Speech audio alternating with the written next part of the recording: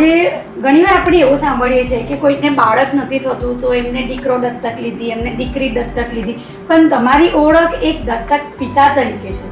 તો આ જર્ની વિશે તમે અમારા ઓડિયન્સને કંઈક શું કહેવા માંગો છો? બાળક નથી થતું એટલે કોઈ અનાથ આશ્રમમાંથી દીકરો એડોપ્શન લે કે દીકરી એડોપ્શન લે. જનરલી કેવું થાય છે કે જેમને બાળક ન હોય ને એ દીકરો જ એડોપ્શન લેતા હોય છે, Yes. એમને દીકરી નથી જોતી. મને કુદરતે 2 દીકરાઓ આપ્યા છે. મારા પરિવારમાં 2 દીકરાઓ છે, મિતુલ અને ધ્રુવ. મારી ફેમિલીમાં દીકરી નથી. અને આમ જોઈએ ને તો મારા ફાધરને એ 6 ભાઈ અને 1 સિસ્ટર, એટલે એમને પણ બેન એક જ હતી. અમે 3 ભાઈ, અમારી 1 સિસ્ટર, અને અમારા 3 ભાઈના 6 બાળકો. 6 બાળકોમાંથી 5 દીકરા અને 1 દીકરી. એટલે અમારા પરિવારમાં દીકરીઓની અછત છે અને મને દીકરીઓ પ્રત્યે ખૂબ જ લાગણીઓ છે.